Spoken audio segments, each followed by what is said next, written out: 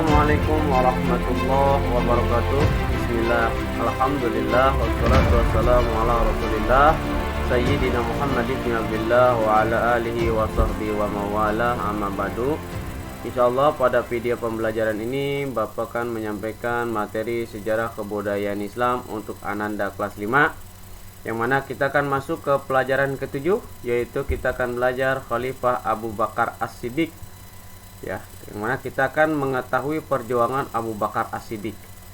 Baik teman-teman, kita awali saja dengan membacakan basmalah. Bismillahirrahmanirrahim. Bagi teman-teman, silakan dibuka bukunya dan kita akan belajar bersama-sama. Perjuangan Khalifah Abu Bakar As-Siddiq. Abu Bakar As-Siddiq diangkat menjadi khalifah. Ketika Nabi Muhammad SAW wafat, beliau tidak meninggalkan pesan apapun tentang siapa yang akan menggantikannya memimpin umat Islam. Oleh sebab itu, ketika jenazah Rasulullah SAW dimakamkan, timbul perbedaan pendapat tentang siapakah khalifah pengganti Rasulullah SAW. Saat itu pendapat tiga golongan yang mengusulkan dari masing-masing mereka untuk menggantikan Rasulullah SAW. Kaum Ansor mengusulkan agar khalifah diangkat dari golongan mereka. Untuk itu mereka mencoba mencalonkan Sa'ad bin Ubaidillah. Kaum Muhajirin berpendapat bahwa Abu Bakar adalah orang yang paling berhak menjadi khalifah, sementara Bani Hashim mengajukan Ali bin Abi Thalib. Sementara itu, kaum Ansor mengadakan musyawarah tentang pencalonan khalifah. Mereka berkumpul di tempat musyawarah milik Saqifah Bani Sa'diyah, atau dikenal dengan sebutan Balai Bani Sa'diyah. Mereka menetapkan Sa'ad bin Ubaidah sebagai calon yang akan mereka tunjuk sebagai khalifah.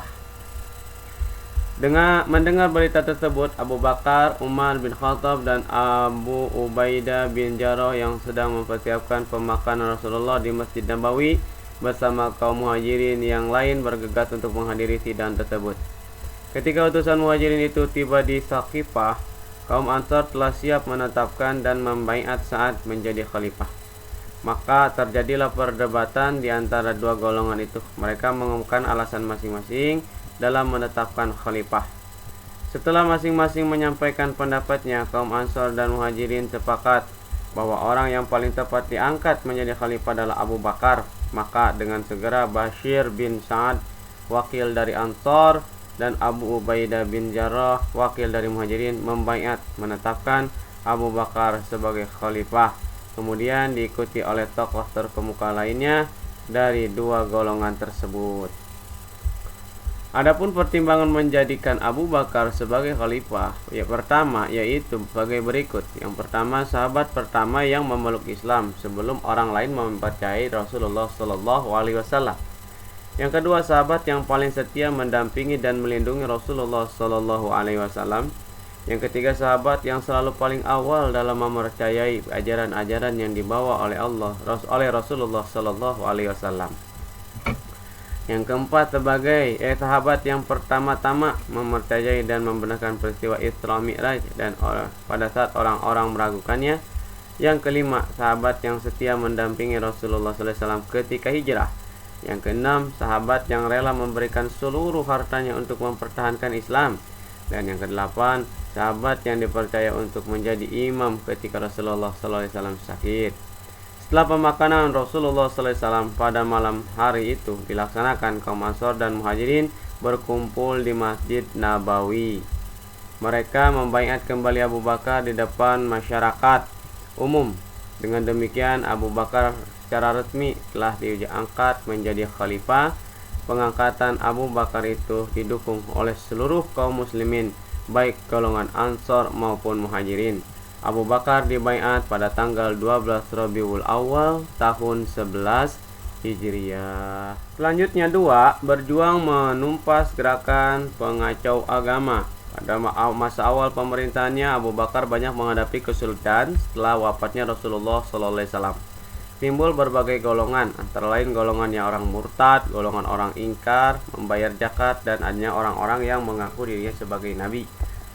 Munculnya orang-orang murtad ini karena mereka belum memahami benar tentang Islam. Ada yang masuk Islam karena ikut-ikutan. Mereka menganggap Islam adalah agama Nabi Muhammad SAW, sehingga setelah Rasulullah SAW wafat, mereka kembali kepada ajarannya semula.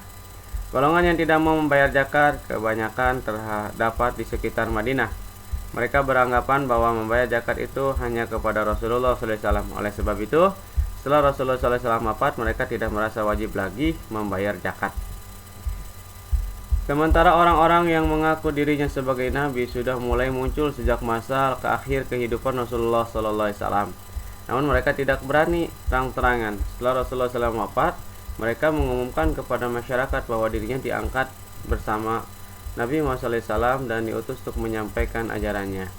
Mereka itulah yang disebut nabi-nabi palsu. Adapun nabi-nabi palsu tersebut yaitu sebagai berikut. Yang pertama, Musailimah al-Kadzab dari Bani Hanifah dia Mama. Yang kedua, Sajjah Tamimiyah dari Bani Tamim, yang kemudian kawin dengan Musailimah al-Kadzab. Yang ketiga, Tulaihah bin Khuwailid dari Bani As'ad. Dan yang keempat, Aswad al-Ansi dari Yaman. Menghadapi golongan-golongan tersebut, Abu Bakar bermusyawarah dengan para sahabat dengan kesepakatan bersama semua golongan riddah atau orang-orang yang murtad tersebut harus diperangi sampai mereka kembali kepada kebenaran. Untuk menempas mereka itu, Abu Bakar mempersiapkan 11 pasukan tentara yang masing-masing dipimpin oleh seorang panglima. Panglima yang ditugas untuk menumpas golongan pembangkang tersebut yaitu sebagai berikut. Yang pertama, Khalid bin Walid ditugaskan memerangi Tolhah dan pengikutnya. Yang kedua, Ikrimah bin Abu Jahal ditugaskan untuk memerangi Musailimah al-Kadzab dan pengikutnya di Yamamah. Dalam penyerangan ini, Ikrimah dibantu oleh pasukan Khalid bin Walid dan pasukan Surahbil bin Hasanah. Yang ketiga, Surahbil bin Hasanah diperintahkan membantu Ikrimah di Yamamah karena pasukan Musailimah sangat kuat. Yang keempat, Al-Muhajir ditugaskan ke Yamamah untuk memerangi Aswad al-Ansi. Yang kelima, Hujairah bin Muhsin al-Ghalpani ditugaskan menghadapi penduduk wilayah Daba dan Oman pada pesisir selatan Arabia. Yang keenam, Arfajah bin Haram Sama ditugaskan memerangi pembangkang di negeri Murrah. Suaid bin Muqarrin ditugaskan menghadapi kaum riddah di wilayah Tamamah di Yaman.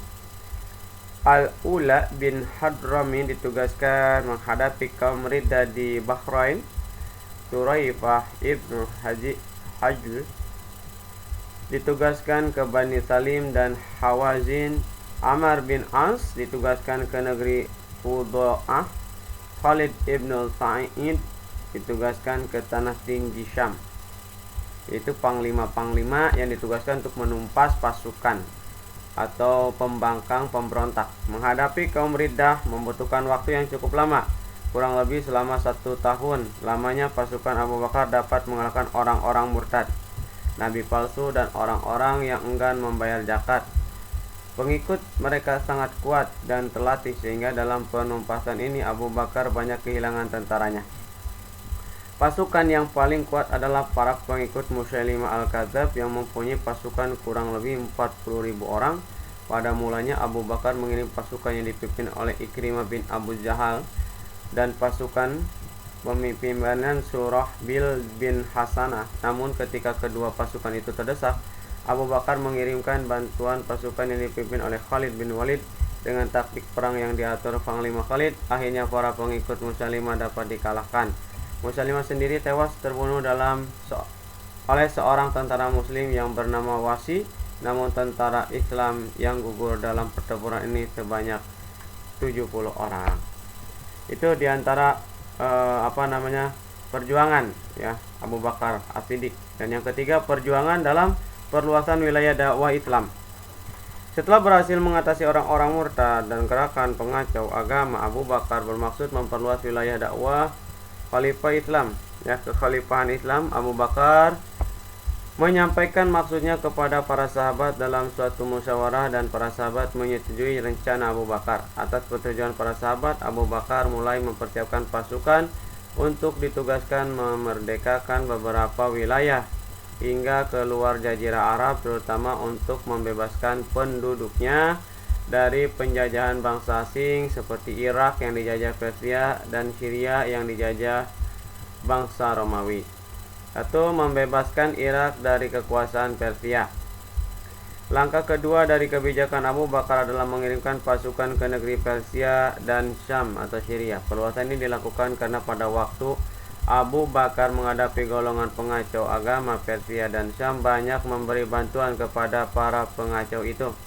Selain itu, Persia dan Syam selalu mengancam akan menghancurkan kekuasaan Islam di Madinah. Maka pada tahun 12 Hijriah, Abu Bakar mengirimkan pasukannya ke Irak dan di bawah pemimpin panglima terbaiknya yaitu Khalid bin Walid, dibantu oleh Al-Muthanna bin Harithah. Pada waktu itu, Irak merupakan daerah jajahan Persia.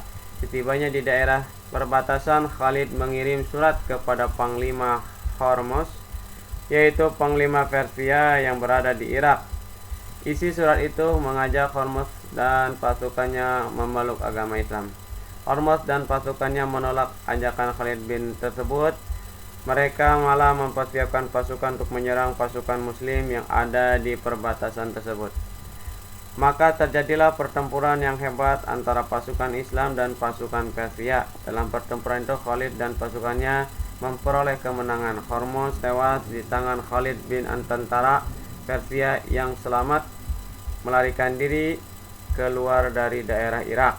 Dengan demikian, daerah Irak terbebas dari kekuasaan bangsa Persia dan kemudian penduduknya memeluk agama Islam. Membebaskan Syria dari kekuasaan Romawi. Wilayah dakwah Islam sebelah utara berbatasan dengan negeri Syam, yaitu negeri Palestina dan Syria yang sedang dijajah oleh bangsa Romawi Timur, Bizantium.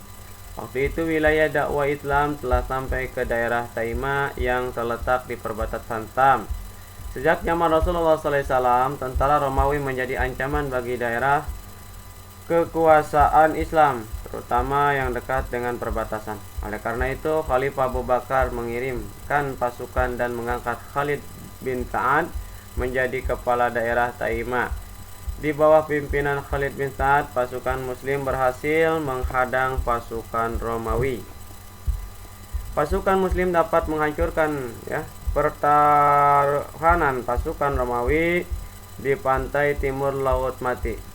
Pada waktu awal tahun 13 Hijriah 634 Masehi, Abu Bakar membentuk 4 pasukan untuk menyerang pasukan Romawi. Dengan cara demikian, tentara Romawi akan kesulitan menahan pasukan Islam yang melakukan serangan di 4 tempat.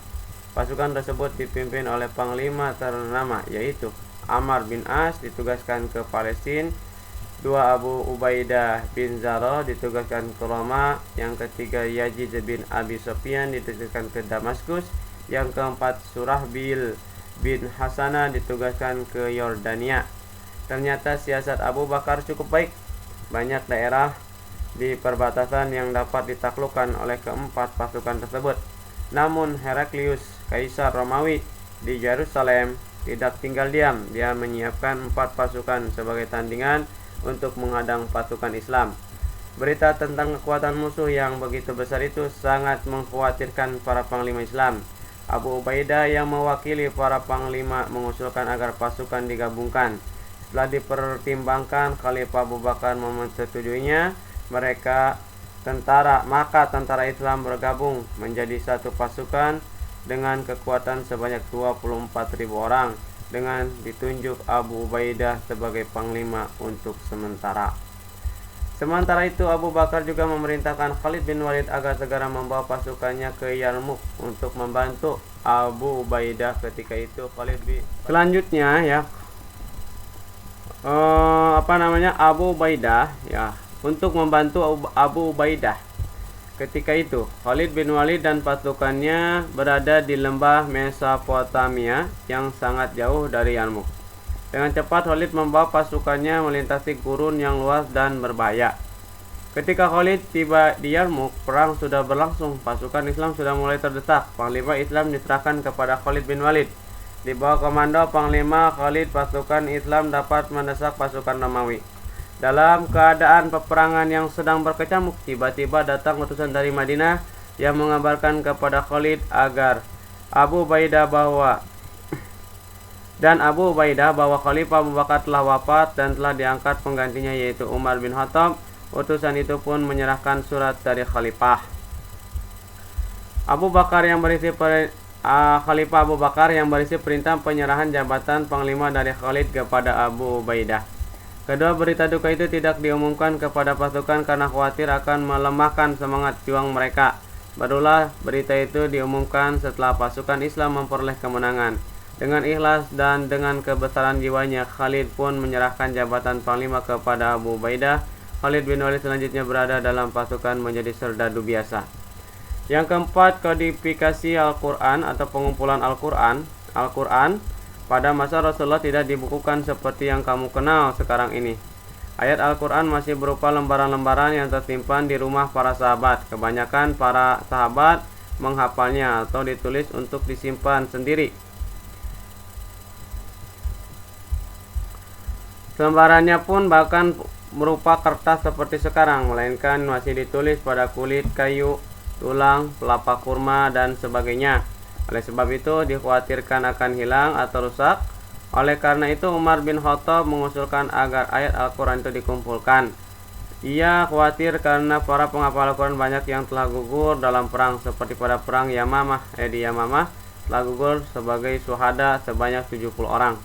Abu Bakar sangat menyetujui usulan tersebut, maka dibentuklah panitia penghimpunan Al-Quran. Sebagai ketuanya ditunjuk Zaid bin Sabit. Ia adalah seorang yang dipercaya Rasulullah untuk menulis setiap wahyu. Setelah kurang lebih 1 tahun, Zaid bin Sabit dibantu anggota panitia lainnya berhasil mengumpulkan lembaran-lembaran ayat Al-Quran itu. Kemudian disusunnya seperti yang diajarkan Rasulullah SAW kepadanya. Himpunan ayat-ayat Al-Quran itu diserahkan kepada Abu Bakar dan kemudian disimpan di rumah Hafsah binti Umar. Mungkin teman-teman ini saja video pembelajarannya. Kita telah belajar tentang perjuangan daripada Abu Bakar As-Siddiq. Untuk tugasnya, jadi hari ini tidak ada tugas. Silahkan teman-teman baca atau belajar dan baca bukunya. Semoga bermanfaat dan kurang lebihnya Bapak mohon maaf. Wabillahi taufiq wal hidayah. Wassalamualaikum warahmatullahi wabarakatuh.